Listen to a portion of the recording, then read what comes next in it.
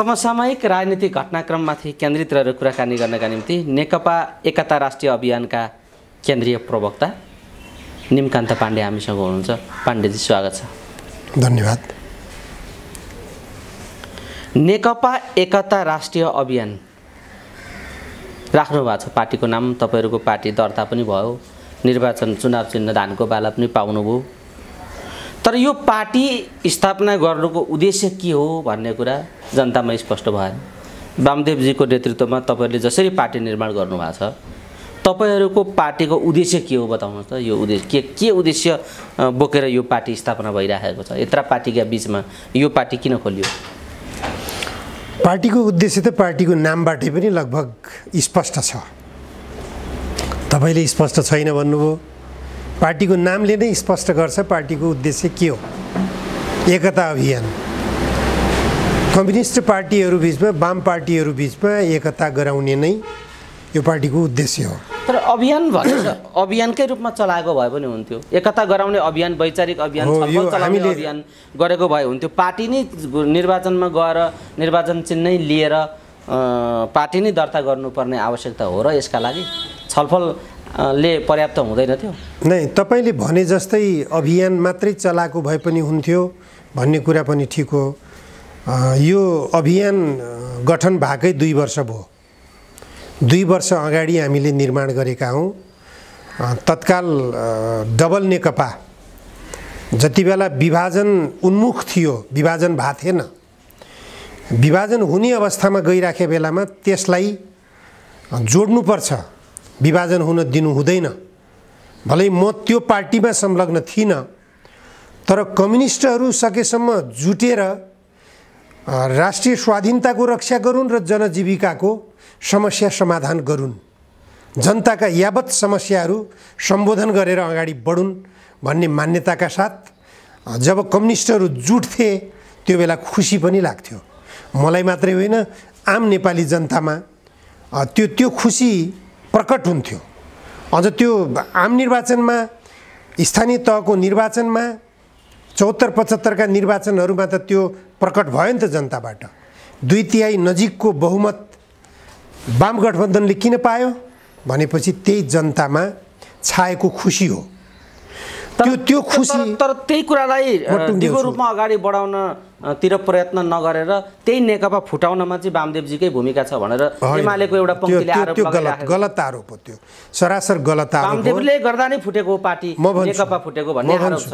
अब यो पार्टी एकता राष्ट्रिय अभियानले एकता गराउँछौं फेरि वाम शक्तिलाई भन्ने कुरा कति प्रभावकारी होला? उहाँमाथि नै यत्रो संगीन आरोप लाग्यो। नै, गलत कुरा हो। मैले अलिकति कुरा पूरा गर्नुपर्छ यो विषयमा। डबल नेकपामा जम्मा 9 जना सचिवालय सदस्य हुनुहुन्थ्यो। 9 जना सचिवालय सदस्य मध्येमा जतातिर वामदेवले कोल्टे फेर्नुहुन्छ उतैतिर बहुमत पुग्ने अवस्था अवश्य थियो। वामदेवको त्यो निर्णायक भूमिका चाहिँ पक्कै पनि थियो। त्यो निर्णायक भूमिकामा वामदेव कमरेडले कहिले पनि यो वा त्यो कोणमा आफूलाई झुकाउने काम गर्नु भएन। न त केपी ओलीतिर झुक्नुभयो, न त प्रचण्डतिर झुक्नुभयो। तर 2 जना अध्यक्षलाई मान्नु उहाँको कर्तव्य थियो। जब 2 जना अध्यक्ष भइसकेपछि त्यस पार्टीभित्र रहेका सचिवालय सदस्य सबैले 2 जना अध्यक्षहरूलाई मान्नुपर्ने हो कि होइन? मान्नुपर्ने हो नि त। किन कोही केपी ओलीतिर कोल्टे फेरे, कोही प्रचण्डतिर कोल्टे फेरे? किन त? यो हो गल्ती त्यहाँ उहाँहरूबाट भयो, जसले 2 कित्तामा 2टा अध्यक्षलाई विभाजित गरेर राख्नुभयो।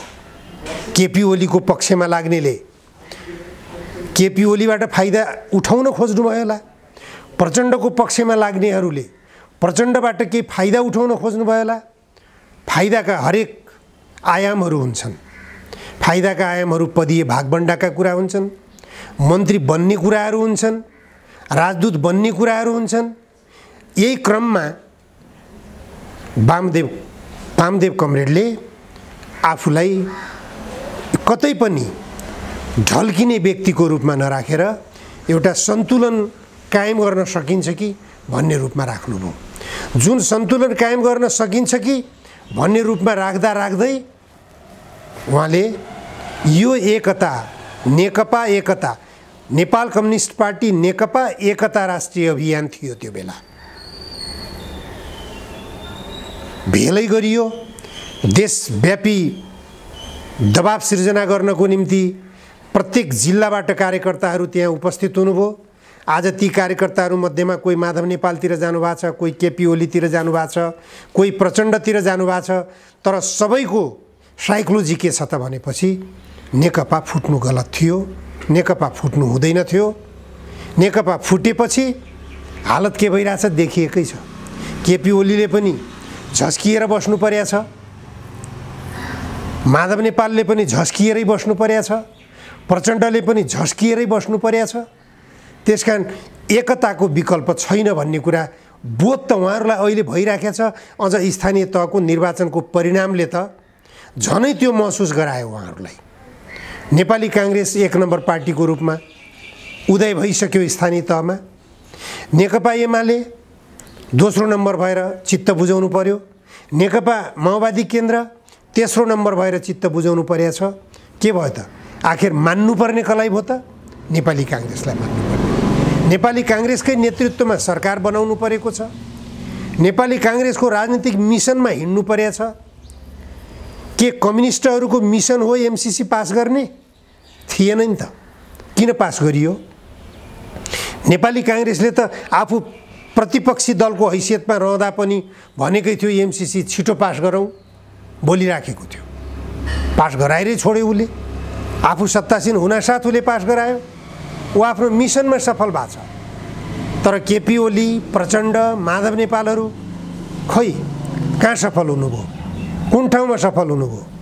संविधानले समाजवाद गन्तव्य भनेर निर्दिष्ट गरेको छ, बाटो दिएको छ समाजवादको। समाजवादको पछ्याउन सक्नुभयो उहाँहरूले? सक्नु भएन। 2/3 नजिकको बहुमत दिएका थिए नेपाली जनताले। त्यो 2/3 नजिकको बहुमतले 2/3 बहुमतको हैसियत बनाउन गाह्रो थिएन। संविधान संशोधन गरेर पनि उहाँहरूले जनताका भावनालाई सम्बोधन गर्न सक्ने अवस्था थियो। जनताको भावना के थियो? जनताको चाहना के थियो? समाजवाद थियो कि थिएन?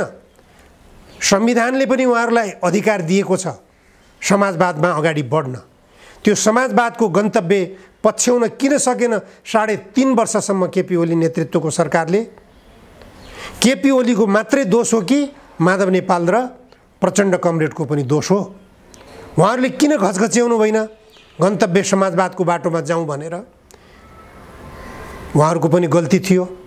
तर कमरेड वामदेव गौतमले महाअभियान भनेर एउटा पुस्तकै प्रकाशन गर्नुभयो, जुन पुस्तकले गन्तव्य समाजवादको मात्र होइन धेरै कुराहरूको गन्तव्य निर्दिष्ट गरेको छ। त्यो पुस्तक केपी ओली नेतृत्वको सरकार निर्माण हुनासाथ राष्ट्रिय सभागृहमा सार्वजनिक गरिएको थियो। जो पुस्तक सार्वजनिक गर्दाखेरि माधव नेपाल, प्रचण्ड, केपी ओली सबैले त्यो पुस्तकको प्रशंसा गर्नुभएको छ। त्यो पुस्तकले मार्गदर्शन गरेका कुराहरू अथवा देखाएका जो बाटोहरू थियो, जो गन्तव्यहरू थियो, त्यो गन्तव्यहरूलाई पछ्याउन सकेको भए देश आज कृषिमा आत्मनिर्भर हुन्थ्यो। आज देशले 45 अरबभन्दा बढी मूल्यको एक वर्षमा चामल खरिद गर्छ भारतबाट। यो कसरी कम गर्ने? त्यही वामदेव गौतमले लेखेको महाअभियान पुस्तकले मार्गनिर्देश गरेको छ। यो देश औद्योगिक उत्पादनहरूमा आत्मनिर्भर बन्नुपर्छ भन्ने कुरा हामी पटक पटक बोल्ने गर्छौँ। अर्थतन्त्र आत्मनिर्भर अर्थतन्त्रको विकास गर्नुपर्छ भनेर हामी पटक पटक बोल्ने गर्छौँ। कसरी त? त्यो मार्गनिर्देश त्यही कमरेड वामदेव गौतमको महाअभियान नामक पुस्तकले गरेको छ।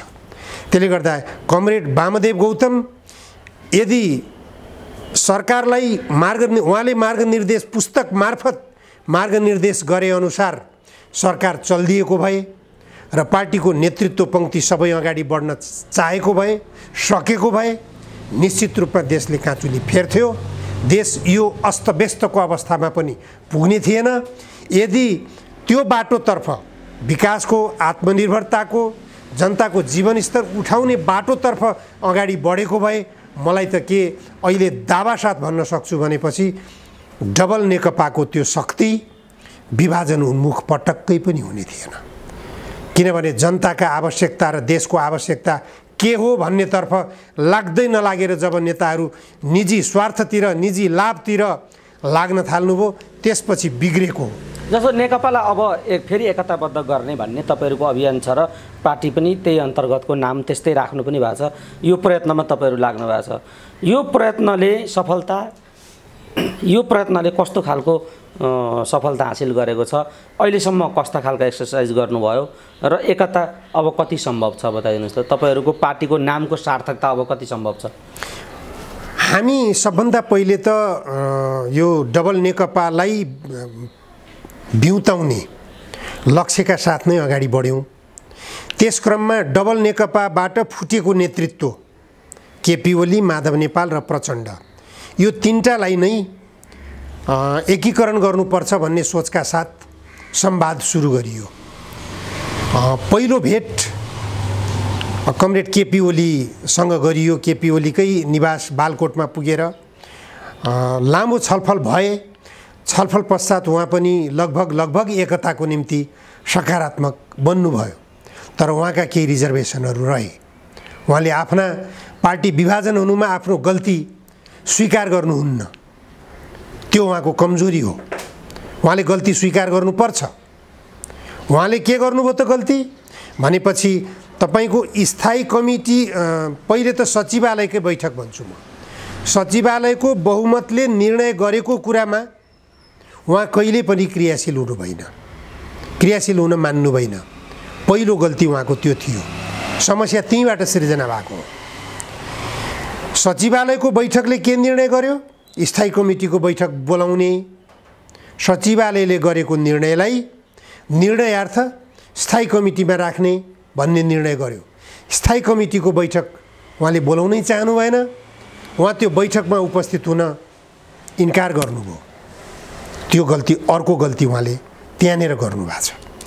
त्यसपछि लौ केन्द्रीय कमिटीको बैठक बोलाउँ, त्यो केन्द्रीय कमिटीको बैठक बोलाउने वातावरण उहाँले बन्न दिनु भएन। तेस्रो गल्ती गर्नुभयो। त्यसपछि यी तीनवटा सिलसिलेवार उहाँका गल्तीहरूका विरुद्धमा अलिकति आक्रामक हुन पुग्यो पार्टी। आक्रामक हुने क्रममा उहाँका विरुद्धमा 19 पन्ने जो आरोप पत्र दर्ता भयो, त्यो आरोप पत्रलाई उहाँले निशाना बनाउनु भयो। फेरि आरोप पत्रलाई आफूमाथिको प्रहार सम्झिनुभयो। त्यो आरोप पत्रको जवाब दिनुभन्दा पनि उहाँले काउन्टर गरेर अगाडि बढ्ने खेल सुरु गर्नुभयो। उहाँले प्रष्टै शब्दमा भनिहालौँ म प्रतिनिधि सभा विघटन गर्ने मनसाय राख्नुभयो। उहाँको त्यो मनसायलाई रोक्नको निम्ति यतातिरबाट अविश्वासको प्रस्तावको तयारी भयो। आफ्नै पार्टीको अध्यक्षको नेतृत्वको सरकारको विरुद्धमा अविश्वासको प्रस्ताव ठिक थियो कि थिएन? यतातिर कमरेड प्रचण्ड र कमरेड माधव कुमार नेपालले ठिक निष्कर्ष लिनुभयो भनेर भन्न सकिन्न। त्यो बेला कमरेड वामदेव गौतमले यो गलत निष्कर्ष भयो, म यो पक्षमा छैन, अलग गिनुभयो। त्यसपछि वामदेव कमरेड, जबसम्म केपी ओलीले सचिवालयको मिटिङलाई अवरुद्ध गर्ने काम गर्नुभयो, स्थायी कमिटीको मिटिङलाई अवरुद्ध गर्ने काम गर्नुभयो, केन्द्रीय कमिटीको मिटिङलाई अवरुद्ध गर्ने काम गर्नुभयो, त्यहाँसम्म केपी ओलीको विरुद्धमै हुनुहुन्छ वामदेव। तर जब केपी ओलीका विरुद्धमा अविश्वासको प्रस्ताव दर्ता गर्ने भनेर नेपाली काङ्ग्रेससँग गठबन्धन गर्न पुग्ने तयारी भयो, यतातिर कमरेड प्रचण्डको र कमरेड माधव नेपालको, वामदेव गौतम यतातिर पनि अलग गिनुभयो। यो सन्तुलनकारी व्यवहार के वामदेव कमरेडको गलत व्यवहार थियो? यो त ठिक थियो नि। एमालेको पङ्क्ति त गलत बनिरहेछ यसैले भन्यो।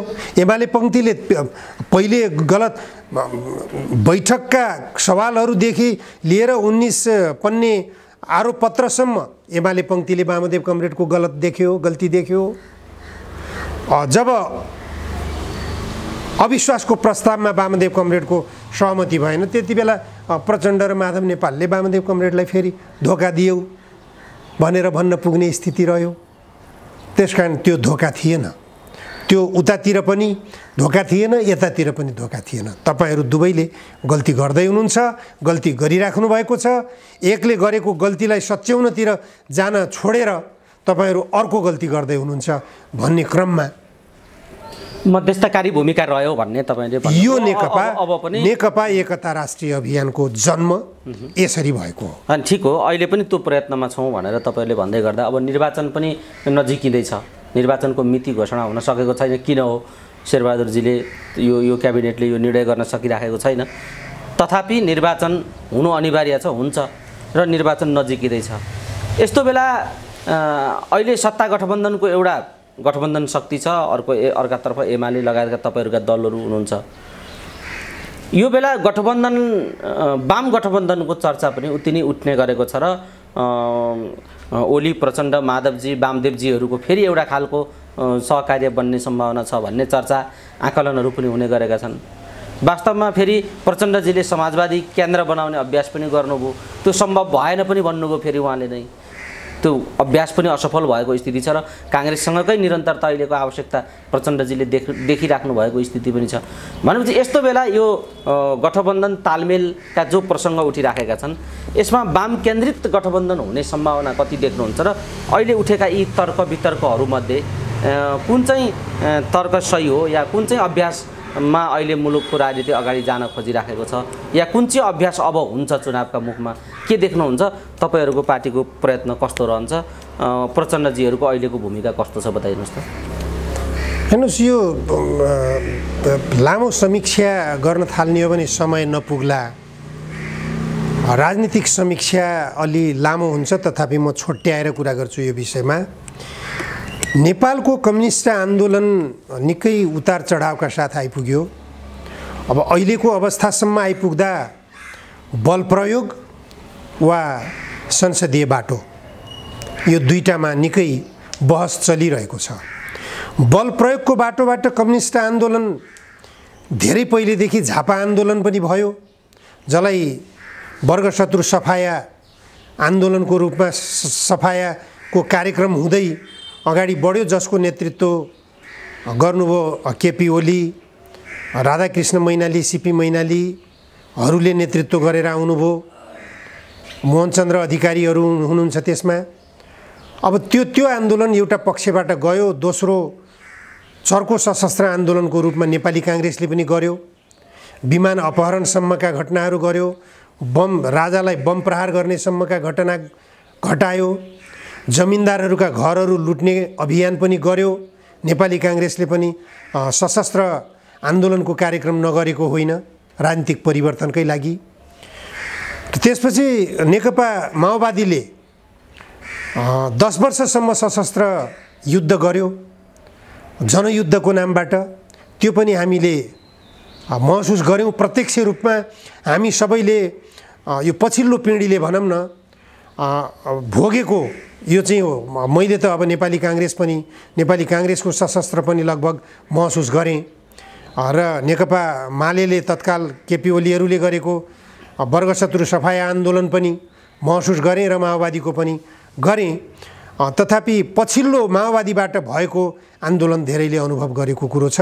माओवादी आन्दोलन जब शान्ति प्रक्रियामा प्रवेश गर्यो त्यसपछि देशले अब काँचुली फेर्छ, देश राष्ट्रिय स्वाधीनताको सवालमा अब उभिन्छ, एउटा स्वाभिमान लिएर उभिन्छ भन्ने आशा विश्वास पलाएको थियो।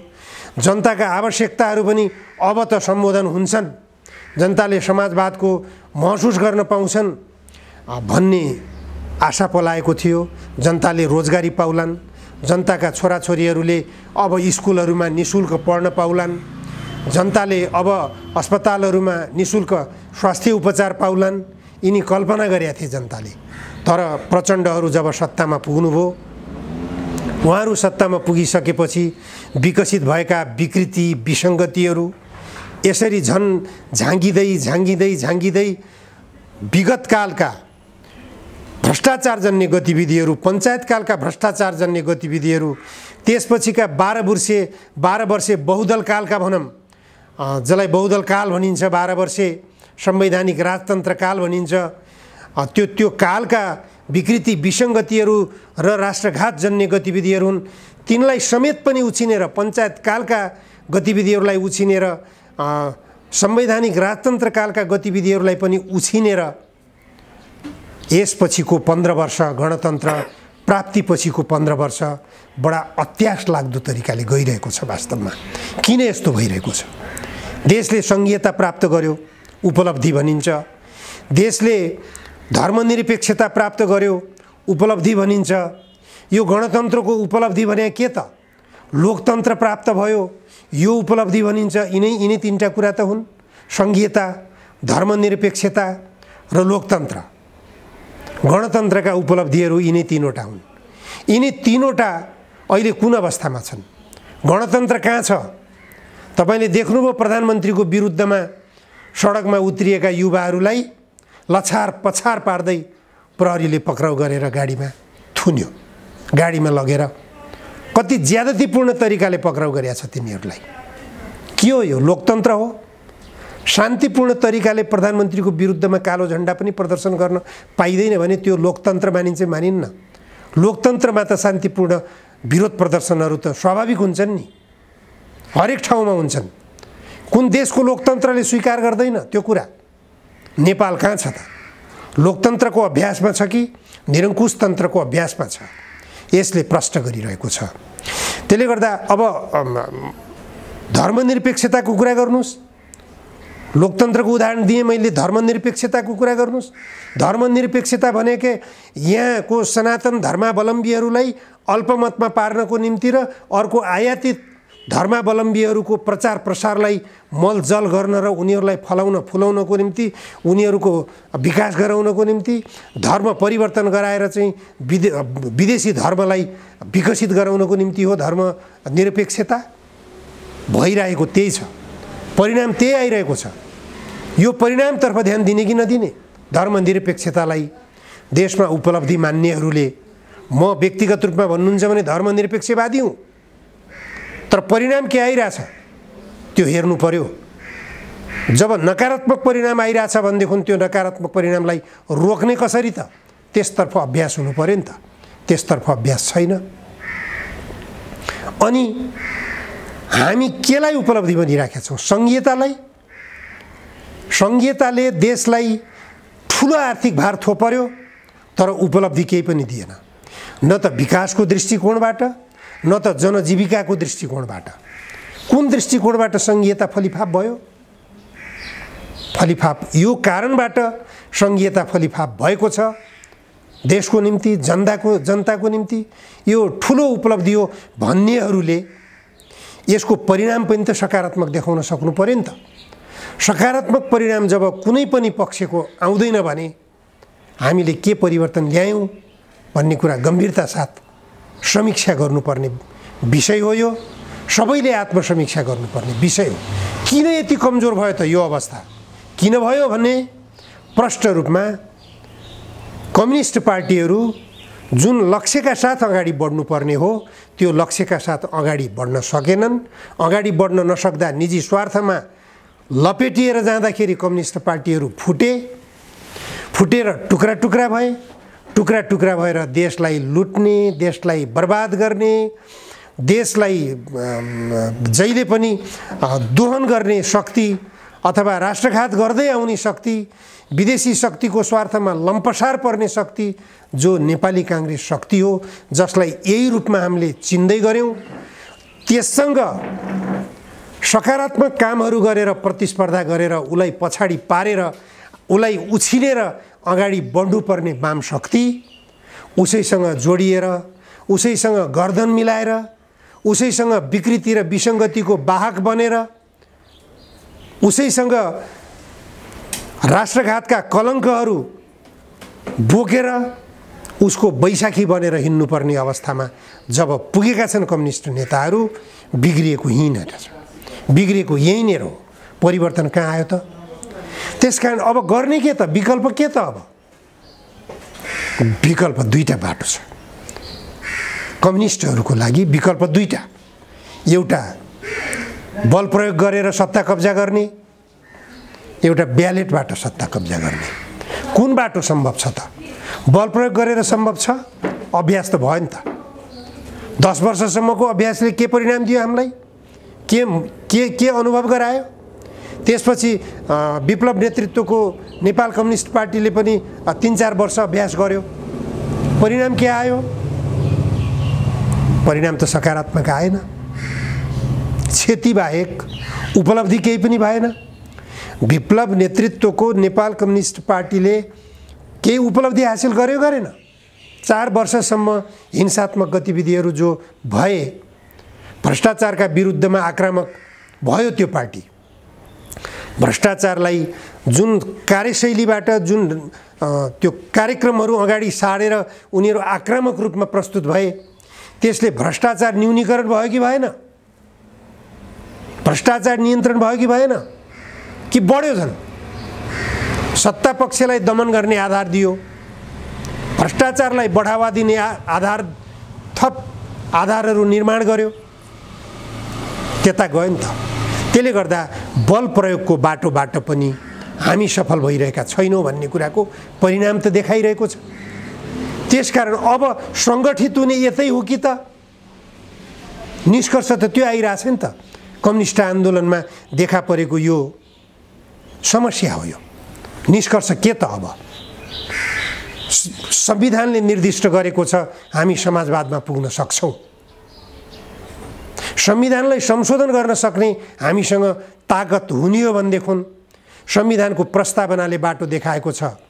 संविधानले बाटो देखाएको छ शिक्षा निशुल्क, संविधानले भनेको छ स्वास्थ्य निशुल्क, संविधानले सबै कुरा दिएको छ। लैङ्गिक समानताका कुराहरू उठाएको छ संविधानले।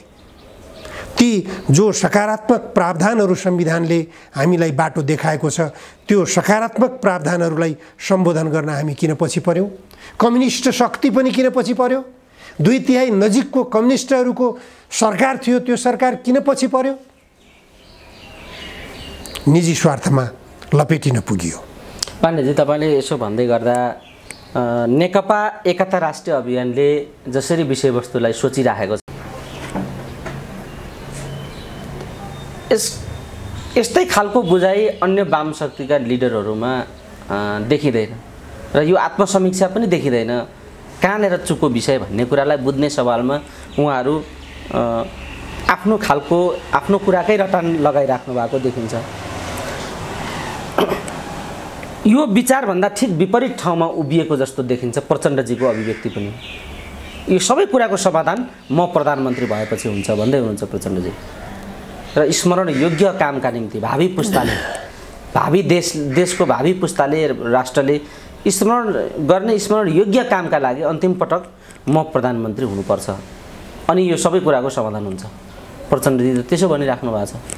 कुराको भेट भएन त तपाईँहरूका बिचमा? कसरी वाम तालमेल? होइन, महसुस गर्नुभएको होला 2 पटक प्रधानमन्त्री भइसक्नुभयो। 2 पटक प्रधानमन्त्री हुँदाखेरि गर्न प्रयास के गर्नुभयो उहाँलाई थाहा होला। उहाँले महसुस गर्ने कुरा हो, उहाँले बुझ्ने कुरा हो, तर उहाँले गरेको केही देखिएन। र त उहाँ अहिले जे भन्दै हुनुहुन्छ नि, तपाईँ के भन्नु? अब अहिले जो तेस्रो प्रधानमन्त्री भएपछि म स्मरण योग्य काम गर्छु, देशलाई सही ठाउँमा ल्याउँछु भन्दै हुनुहुन्छ प्रचण्डजी। अब तेस्रो पटक प्रधानमन्त्री बन्न पाएपछि सायद विगतकालमा मैले गर्न नसकेका कामहरू, धेरै कामहरू गर्न सक्थेँ कि भन्ने एउटा आकलन हुनसक्छ उहाँको। तथापि अहिले पनि नेपाली काङ्ग्रेसको सरकार छ। नेपाली काङ्ग्रेसको सरकार भनेको नेकपा माओवादी केन्द्र र नेकपा एकीकृत समाजवादीले टिकाएको सरकार हो। यो दुईटा शक्तिले टिकाएको, अझ भन्ने हो भने नेकपा माओवादी केन्द्रले टिकाएको सरकार हो। यो सरकारलाई समाजवादको बाटोमा डोर्याउन किन नसक्ने? बिपी कोइरालाको आदर्श त समाजवाद पनि हो नि त। बिपी कोइरालाका अनुयायी हुन् शेरबहादुर देउवा। शेरबहादुर देउवालाई प्रधानमन्त्री बनाउनु भएको छ। शेरबहादुर देउवालाई प्रचण्डले भन्न सक्नुहुन्छ नि त, तपाईँ बिपी कोइरालाको अनुयायी हो कि होइन? यदि बिपी कोइरालाको सच्चा अनुयायी हो भने तपाईँ समाजवादको गन्तव्य पछ्याउनुपर्छ। नेपालको 72 सालमा जारी भएको संविधानले पनि त्यो गन्तव्यलाई पछ्याउन मार्ग निर्देश गरेको छ। त्यो भन्नु पर्यो नि त। आफू मात्रै प्रधानमन्त्री बनेपछि गर्न सक्छु भनेर किन सोच्ने? जसरी कमरेड वामदेव गौतमले आफू प्रधानमन्त्री नभए पनि मार्गनिर्देश हुने किसिमबाट पुस्तक लेखेर छोड्नुभयो नि त महाअभियान। त्यही महाअभियान नामक पुस्तकलाई गाइडलाइन सम्झेर अगाडि बढाउँ न। कार्यकर्ता पङ्क्तिमा मार्क्सवाद लेनिनवाद र माओवाद पढाउनु भयो, तर अहिले डिक्टेट कता गरिराख्नु भएको छ? प्रचण्डवादतर्फ। कहाँ छ मार्क्सवाद, कहाँ छ लेनिनवाद? त्यो पार्टीमा, त्यो पार्टी मात्रै होइन अन्य पार्टीहरूमा पनि कहाँ छ मार्क्सवाद लेनिनवाद? कुन पार्टीले अपनाएको छ मार्क्सवाद लेनिनवाद? के हो वामपन्थ भनेको? वामपन्थको परिभाषा के हो? Comrade Prachanda, comrade Madhav Nepal, comrade KP Oli सबैसँग बसेर बहस गर्न म तयार छु। तपाईहरू वामपन्थमा हुनुहुन्न, तपाईहरू दक्षिणपन्थमा लाग्नुभयो। तपाईहरू दक्षिणपन्थमै लागेको हुनाले तपाईहरू फुट्नुभयो। दक्षिणपन्थमै लागेको हुनाले तपाईहरू निजी स्वार्थमा लाग्नुभयो।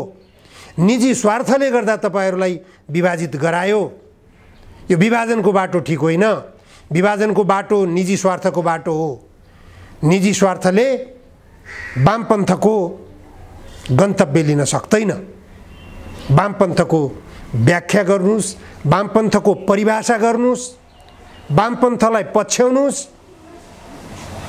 नेपाली काङ्ग्रेस दक्षिणपन्थी बाटोमा छ।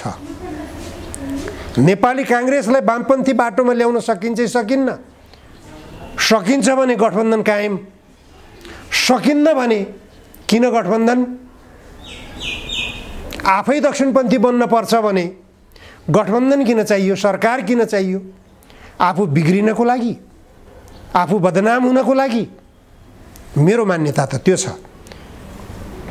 त्यसकारण यदि नेपाली काङ्ग्रेसलाई राष्ट्रिय स्वाधीनताको बाटोमा डोर्याउन सकिन्छ, नेपाली काङ्ग्रेसलाई समाजवादको बाटोमा डोर्याउन सकिन्छ, नेपाली काङ्ग्रेसलाई लोकतन्त्रको बाटोमा डोर्याउन सकिन्छ, हेर्नुस् है फेरि यी तीनवटै मान्यता राष्ट्रियता, प्रजातन्त्र र समाजवाद बीपी कोइरालाका आदर्श हुने नि। यदि बीपी कोइरालाको आदर्शमा नेपाली काङ्ग्रेस हिँड्ने हो भने त्यो दक्षिणपन्थ हुने छैन, फेरि त्यो वामपन्थै हुन्छ। राष्ट्रिय स्वाधीनताको रक्षा गर्छ बीपी कोइरालाको राष्ट्रियताको नाराले। प्रजातन्त्रको लोकतन्त्रको रक्षा गर्छ बीपी कोइरालाको प्रजातन्त्रको नाराले। देशमा आम नेपाली जनतालाई समाजवादको अनुभूति दिलाउन सक्छ बीपी कोइरालाको समाजवादको नाराले। राष्ट्रियता, प्रजातन्त्र र समाजवाद अहिले शेरबहादुर देउवाको गन्तव्य छ कि छैन? त्यही बीपी कोइरालाको आदर्शमा पनि हिँडाउन नसक्ने अनि त्यसैलाई गठबन्धन बनाएर अगाडि बढ्न खोज्ने अनि मलाई प्रधानमन्त्री बनाऊ अनि म देश चम्काउँछु भनेर भन्ने, त्यो मान्यतायुक्त अभिव्यक्ति हुँदै होइन त्यो। होइन पाण्डेजी, तपाईँले यसो भन्दै गर्दा नि के त प्रचण्डका अभिव्यक्तिहरू, प्रचण्डका भूमिकाहरू विगतदेखि वर्तमानसम्म, जनयुद्धदेखि अर्थमन्त्रीसम्म आइपुग्दा, नागरिकतादेखि विपा सम्झौतादेखि नागरिकतासम्म आइपुग्दा प्रचण्डले जुन खालको भूमिका खेल्नु, अब प्रधानमन्त्री भएर उहाँले यो देशलाई कायापलट गरिदिनुहुन्छ भन्ने कुरा कल्पना गर्न सकिन्छ? नै यस्तो हेर्नुहोस्, अब यो तपाईँले सोधेको प्रश्नको छोटो उत्तर दिएर हुँदैन। फेरि यसमा पनि कमरेड प्रचण्डसँग म लामो समयसँग जोडिएर काम गरे पनि। छोटकरीमै दिनुहोस् न यसलाई, छोटकरीमा जनताले बुझ्ने गरी। प्रचण्डको प्रधानमन्त्री बन्ने सकेसम्म छोट्याउँछु। कति छ र उहाँले भनेको कुरा के ठगी मात्रै हो? होइन, प्रचण्डलाई प्रधानमन्त्री बनाउन गाह्रो कुरो होइन। प्रचण्ड आफै पनि लचिलो बन्नुपर्छ। सुरुक्क लागेर केपी ओली कहाँ पुगे के हुन्छ? अहिले जानु पर्यो नि त केपी ओली कहाँ। लौ केपी कमरेड गल्ती भयो, जोडिएर जाउँ। अब यो त भएन, हामी जोडिएर जानुपर्छ भने के प्रचण्डको हाइट घट्छ? तपाईँ मलाई जवाब दिनुहोस् त, घट्छ? अवश्य घट्दैन। वाह प्रचण्ड भनेर ताली पिट्छन् भोलि नेपाली जनताले। एमाले कार्यकर्ताहरूले ताली पिट्छन्, माधव नेपालले भन्न जान सक्नुहुन्न केपी ओलीलाई, केपी कमरेड तपाईँबाट पनि केही गल्ती भए, हामीबाट पनि केही गल्ती भए, तपाईँ हामी दुवै पक्षले आफ्ना आफ्ना गल्तीहरूलाई सच्याउँ, महसुस गरौँ। देश त बर्बाद भयो, देशलाई केही बचाउँ। एउटा कफी पार्टी गरे के हुन्छ, एउटा चिया पार्टी गरे के हुन्छ, उहाँहरूले गफ गरे के हुन्छ, केपी ओलीले त्यो पहल गरे के हुन्छ अझ भन्ने हो भने। अझ तपाईँहरू त एकातै गराउन लाग्नु भएको छ, तपाईँहरूले गरिदिए पनि हामीले त गऱ्यौँ नि, हाम्रो तर्फबाट प्रशस्त पहल भयो। यो केपी ओली कहाँ 2 घन्टा बित्यो, प्रचण्ड कहाँ 1 घन्टा बित्यो, त्यसपछि नियमित रूपमा प्रचण्डसँग पनि बसिरहेछन्, माधव नेपालसँग पनि बसियो त्यही दिन, माधव नेपालसँग पनि नियमित बसिराखेका छन्। केपी ओलीमा अलिकति अहङ्कार देखियो, त्यो अहङ्कारबाट केपी ओलीजी बाहिर आउनुपर्छ। कमरेड केपी ओली 3.5 वर्षसम्म सरकारको नेतृत्व गरेको व्यक्तित्व हो। उहाँले यसो गरेँ, उसो गरेँ, यता गरेँ, उता गरेँ, अझै पनि मैले बहुमत ल्याउँछु भनेर दम्भ देखाइराख्नु भएको छ। उहाँको बहुमत कति आउँछ भन्ने कुरो त स्थानीय तहको चुनावी परिणामले दिइसक्यो। यही चुनावी परिणामलाई आकलन गरे हुन्छ। पाण्डेजी, हामी कुराकानीको अन्तिम चरणमा छौँ कि अलिकति म टुङ्ग्याउँछु। तपाईँले भन्नुभयो यहाँ केही अहमहरू छन्, अहिले पनि आत्मालोचना गर्ने, समीक्षा गर्ने कुरा कमी कमजोरी भइरहेछ, प्रयत्न हामी गरिराखेका छौँ। प्रचण्डले वाम एकताको पक्षमा आए, प्रधानमन्त्री बन्ने कुरा टाढा छैन भन्ने खालको कुरा पनि तपाईँले राख्नुभयो। यो एउटा सन्दर्भ छँदैछ, तर भूमिकाहरूले त साह्रै ठुलो प्रश्न उठायो नि होइन प्रचण्डमाथि। अहिले अर्थमन्त्रीको सवालले पनि प्रश्न उठिराखेको छ। जनार्दन पुनः अर्थमन्त्री बनाउनु पर्ने माओवादीको बाध्यता र फेरि उनी यसरी चोखिनु पर्ने आधारहरू के हुन् भन्ने प्रश्न पनि अहिले उठेको छ। बताइदिनुहोस् त, प्रश्न खडा गरेर अनि फेरि प्रधानमन्त्री बन्ने बाटो सजिलो होला प्रचण्डका निम्ति, या वाम गठबन्धनका लागि सजिलो होला? जनार्दनका भूमिकाहरू, केपी ओलीका अहङ्कारहरू, प्रचण्डका चाहिँ महत्त्वाकांक्षाहरूका बिचमा यो सम्भव होला भन्ने प्रश्न पनि छ नि। विषयहरू गम्भीर छन्। तपाईँले अघिल्लो प्रश्नमै उठाएको कुरो मैले जवाब दिन पाएको छैन। त्यो तपाईँले प्रचण्डमाथि धेरै प्रश्नहरू उठाइरहँदाखेरि प्रचण्डका केही सकारात्मक पहलहरूलाई पनि हेर्नुपर्ने हुन्छ। प्रचण्डले मैले भन्दै थिएँ, प्रचण्डसँग मैले लामो सहकार्य पनि गरे हुँ। त्यस आधारमा भन्नुपर्दाखेरि प्रचण्ड जनयुद्धमा जानुभन्दा पहिले प्रचण्डसँग म निकै नजिक जोडिएर पनि काम गर्थेँ। त्यो बेला म मिडियाकर्मीको हैसियतबाट राजनीतिक मिसनमै थिएँ। उहाँको पार्टीको मुखपत्रको रूपमा मैले त्यो बेला योजना साप्ताहिकको सम्पादनको जिम्मेवारी लिन्थेँ। योजना साप्ताहिकको सम्पादन गर्थेँ मैले त्यो बेला।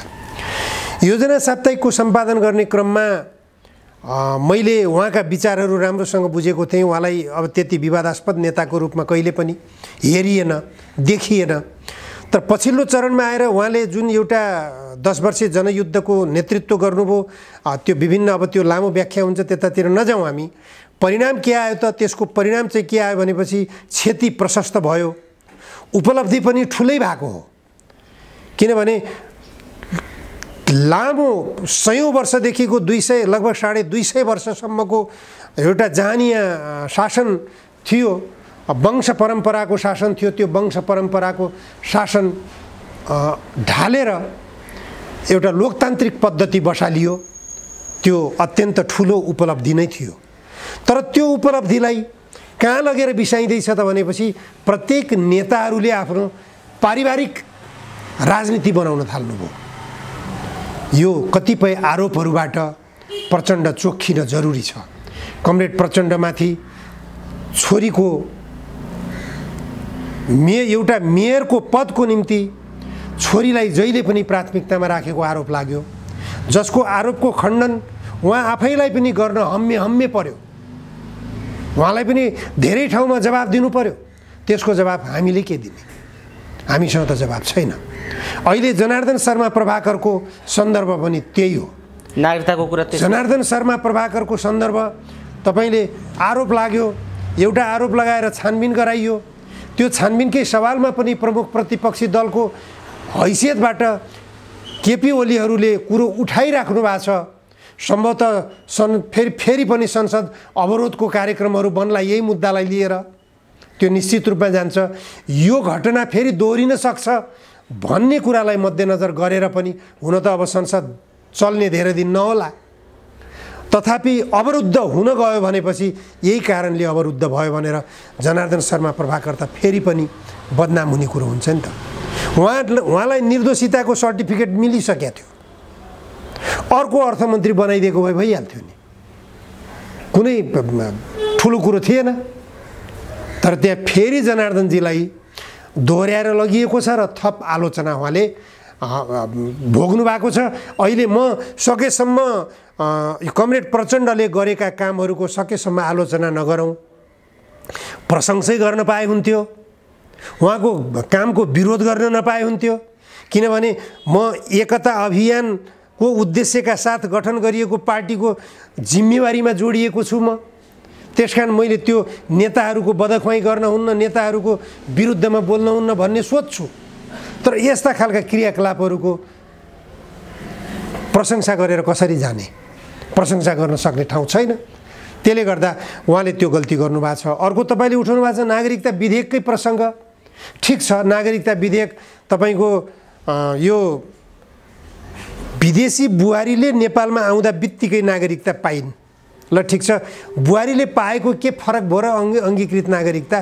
नेपाली बिहे गरेर नेपालमै बस्ने भएपछि उनले नागरिकता पाउनु त स्वाभाविक हो भनेर सामान्य रूपमा लिन सकिएला।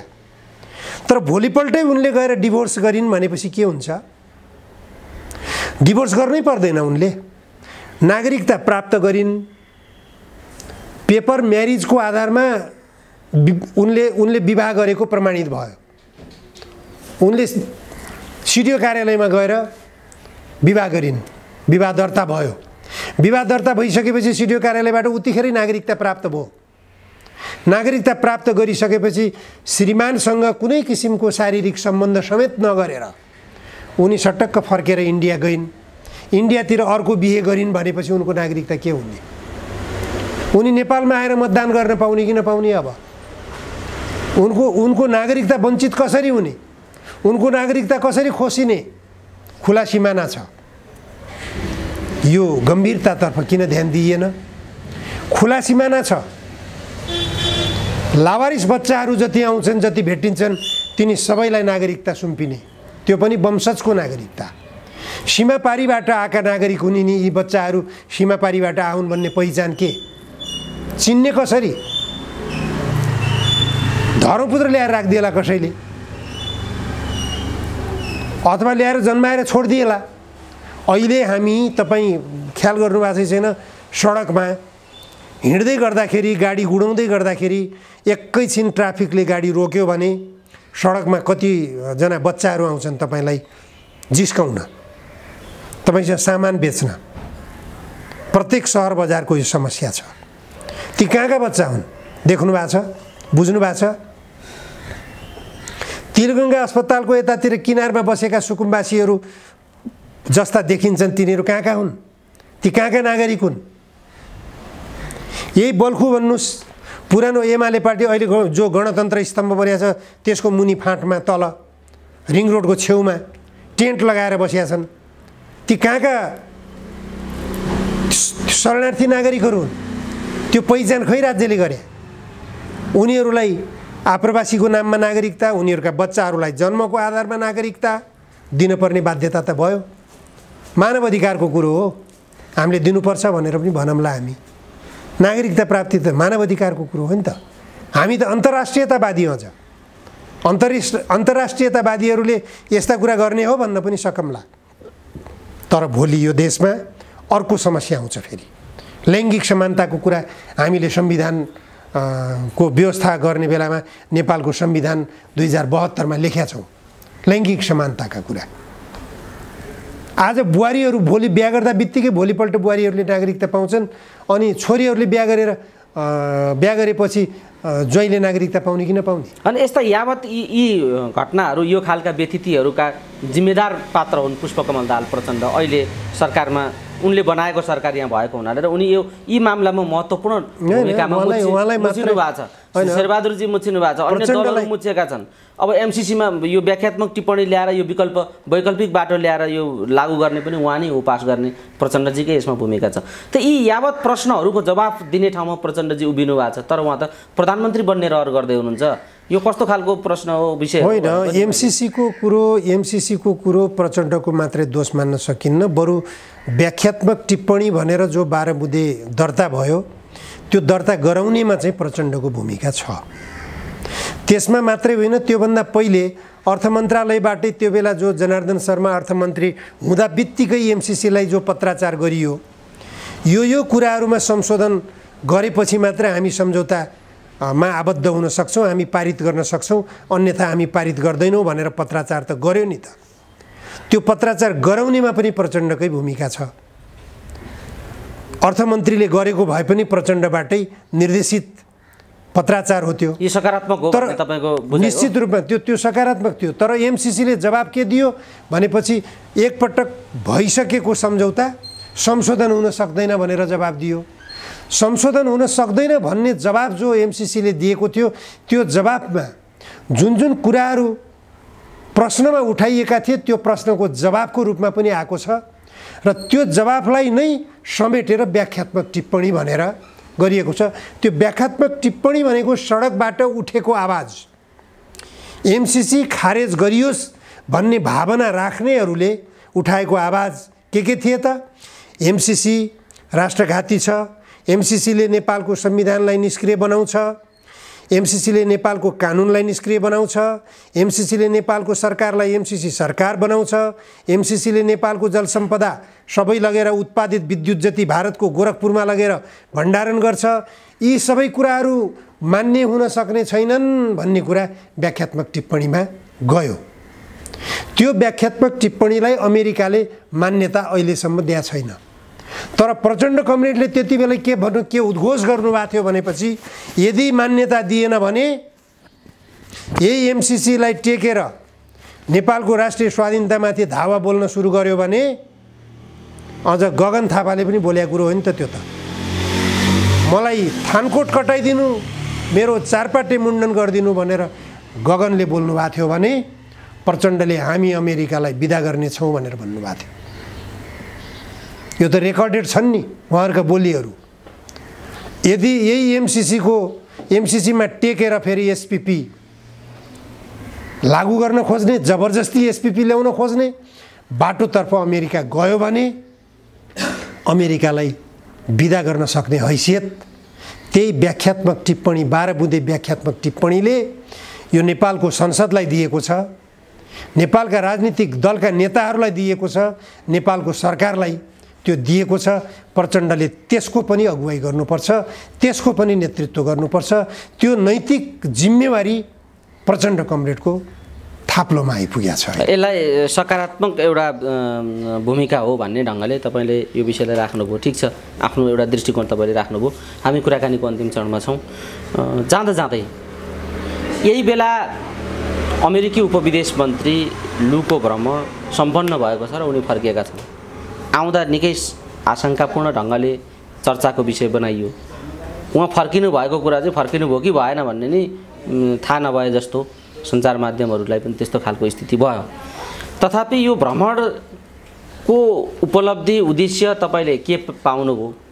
किन यो अन्यल जस्तो एउटा राखियो यो विषयलाई? यसमा तपाईँ के भन्नुहुन्छ? र यो भ्रमणले उत्पन्न गरेका तरङ्गहरू र आशंकाहरू बारे तपाईँको के बुझाइ छ बताइदिनुहोस् त। हेर्नुहोस्, मैले अमेरिकालाई अलिकति बुद्धि पुर्यायो कि अमेरिकाले भन्ने जस्तो लाग्छ अहिलेको अवस्थामा। चीनका राष्ट्रपति सी जिनपिङले अमेरिकी राष्ट्रपति जो बाइडेनसँग 2 घण्टा 17 मिनटको टेलिफोन संवाद गर्नुभयो। जुम संवाद हो, के अरे संवाद भयो जे होस्। त्यो संवादको क्रममा, त्यति लामो संवादको क्रममा चीनका राष्ट्रपति सी जिनपिङले आगोसँग खेल्नेहरू खरानी हुनेछन् भनेर बोलिदिनु भयो। सी जिनपिङले त्यो आक्रोशित अभिव्यक्ति दिएको कुरो मात्रै बाहिर आयो। किन त्यस्तो आक्रोशित अभिव्यक्ति उहाँले दिनुभयो सी जिनपिङले? जो बाइडेन जस्तो सी जिनपिङको मित्रलाई, यो संसारमा अहिले सबैभन्दा घनिष्ठ मित्र कोही छन् भनेपछि सी जिनपिङ र जो बाइडेन नै हुन्। तर यिनै दुईटा बीचमा कन्फ्लिक्टहरू छन्, विवादहरू छन्, द्वन्द्वहरू छन्, सहकार्यहरू पनि त्यत्तिकै छन्। यिनी दुईटाले अलिकति पनि समझदारीमा तलमाथि गरिदिने हो भने विश्वयुद्धको सम्भावना टटकारो हुन्छ, फेरि जान्छ विश्वयुद्धका संसार विश्वयुद्धमा जान्छ। त्यसले गर्दा अमेरिकाले चीनलाई घेराबन्दी गर्ने दुस्वप्नका साथ नेपालमा एमसीसीको आवरणमा होस् अथवा एसपीपीको आवरणमा होस् अथवा अन्य कुनै पनि इन्डो प्यासिफिक आवरणमा होस्, जुनसुकै आवरणमा पनि नेपालमा ऊ प्रवेश गर्न खोजेकै हो। एमसीसी पारित गराउने बेलामा यिनै अमेरिकी विदेश मन्त्री, सहायक विदेश मन्त्री डोनाल्ड लू, जुन अत्यन्त शङ्कास्पद भूमिकामा अत्यन्त विवादित भएर नेपाली जनताका बीचमा आलोचित भएर नेपालका राजनीतिक पार्टीका नेताहरूसँग सम्बन्ध बिगारेर जानुभयो। अझ पुगिसकेपछि टेलिफोनबाट पनि उहाँले नेपालका नेताहरूलाई धम्काउने सम्मका कार्यशैलीहरू अपनाउनु भयो, जसबाट उहाँले पनि महसुस गर्नुभयो होला गलत काम गरियो। यो गलत काम गर्दाखेरि नेपाल जस्तो एउटा शान्तिप्रिय मुलुक, जुन मुलुकसँग हाम्रो 75 वर्ष अगाडिदेखिको दौत्य सम्बन्ध कायम छ, यो मुलुकसँग कहिले पनि हाम्रो नराम्रो सम्बन्ध नभएको मुलुक हो, नराम्रो सम्बन्ध हुनुपर्ने अवस्थाको मुलुक पनि होइन।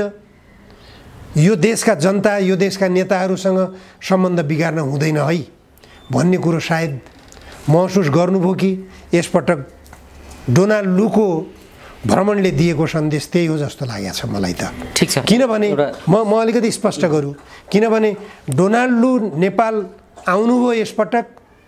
नेपाल आउँदा बित्तिकै नेपालको परराष्ट्र मन्त्रालयले हामीले अमेरिकालाई पत्राचार गरिसक्यौँ। 9 गते, यही श्रावण महिनाको 9 गते पत्राचार गऱ्यौँ र त्यो पत्राचार अमेरिकाले प्राप्त गरेको जानकारी गराइसक्यो भनेर परराष्ट्र मन्त्रालयबाट जानकारी सार्वजनिक भयो र त्यो जानकारी सार्वजनिक भए लगत्तै डोनाल्ड लूले पनि हामीले पत्र प्राप्त गऱ्यौँ, नेपाल एसपीपीमा सामेल नहुने भनेर पत्र लेख्यो भनेर डोनाल्ड लूले पनि नेपाली समाज विभाजित अवस्थामा थियो, द्वन्द्वको अवस्थामा थियो, आक्रामक अवस्थामा थियो, अमेरिकाप्रति आक्रोशित थियो, त्यो शान्त बनाउने काम यसपटक डोनाल्ड लूको भ्रमणले गराए जस्तो लाग्छ मलाई।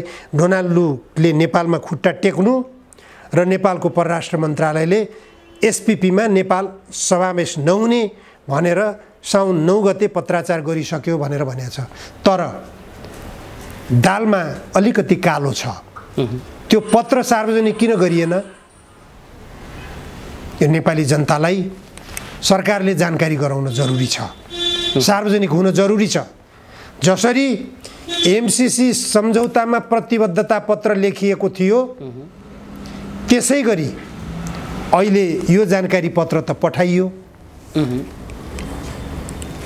प्रतिबद्धता पत्र पनि सार्वजनिक गरिएको छैन, यो पत्र पनि सार्वजनिक गरिएको छैन। एसपीपीमा समावेश नहुने भन्ने पत्राचार पनि सार्वजनिक गरिएको छैन। किन जनतालाई, नेपाली जनतालाई सुसूचित हुने अधिकारबाट वञ्चित गरिरहेछ सरकारले? यो प्रश्न अझै पनि सरकारमाथि उठिराखेको छ। यो सवालमा यो सत्ता गठबन्धनमा जोडिएका वाम नेताहरू विशेष गम्भीर बन्नुपर्छ भन्छु म। हस् पाण्डेजी, समय दिनुभयो यो महत्त्वपूर्ण समय र संवादका लागि यहाँलाई धेरै धेरै धन्यवाद। धन्यवाद ज्योतिजी तपाईँलाई र भिरकुटी अनलाइन टिभी परिवारलाई पनि धन्यवाद।